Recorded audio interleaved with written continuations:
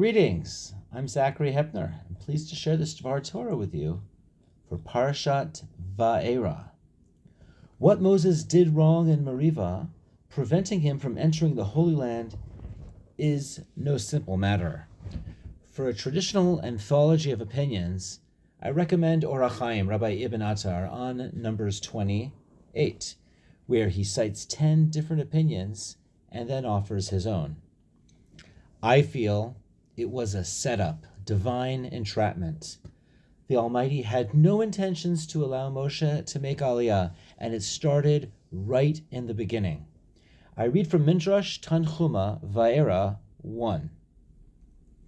If a man, quote, if a man should dare say to a person more important than himself, "Why did you treat me so badly?"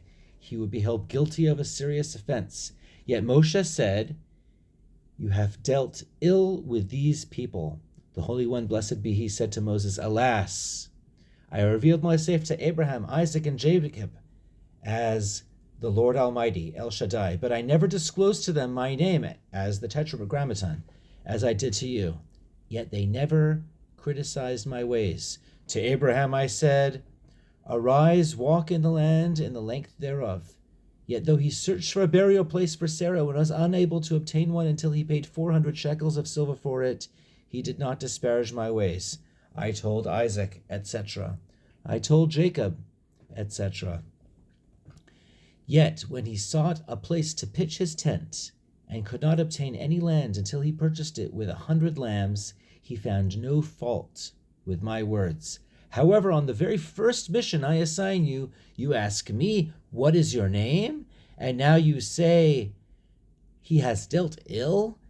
Therefore, now thou shalt see what I will do to Pharaoh. That is, you will participate in the struggle with Pharaoh, but you will not witness the war against the 31 kings that Joshua, your disciple, will wage in vengeance against them."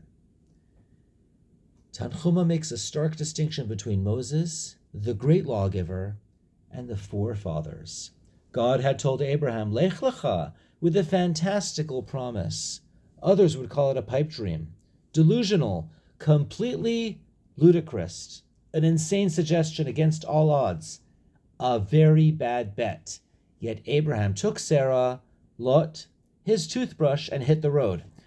No doubting, no pushback. The forefathers earned that title because they had complete trust in their divine mission. Trust that the Eibishter is good, that is, he is good on his word. A promise from him is money in the bank.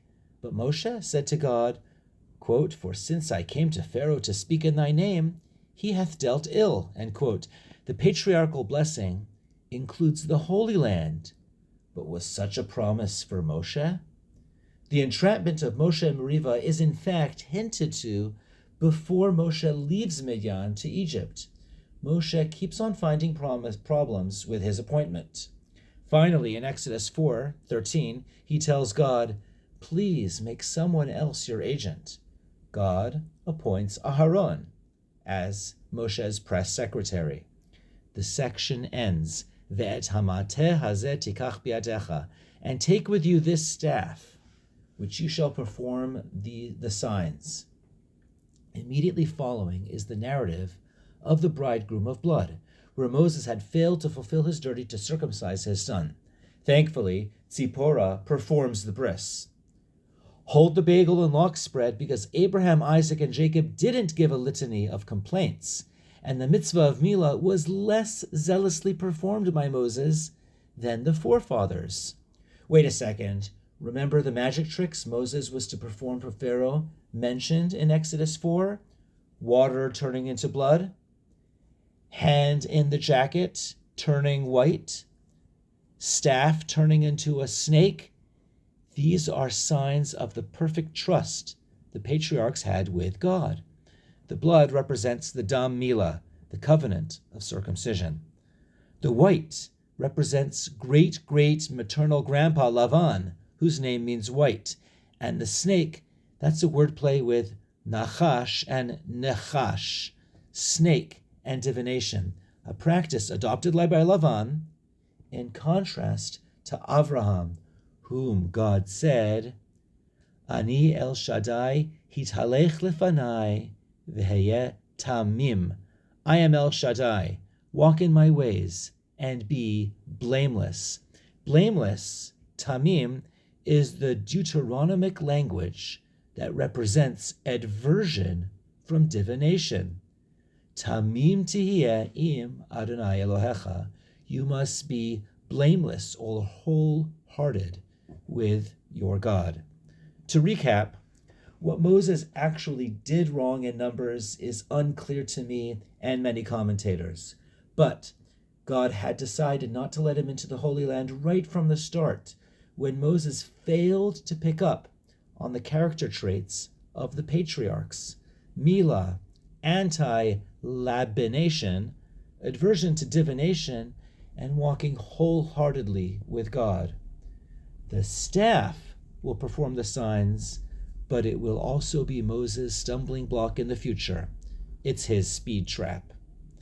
It was a set-up inclusion from the beginning of Shemot to the end of Devarim. Moshe was never supposed to deliver, was supposed to deliver out, but not to bring in. Wishing you all a Shabbat Shalom.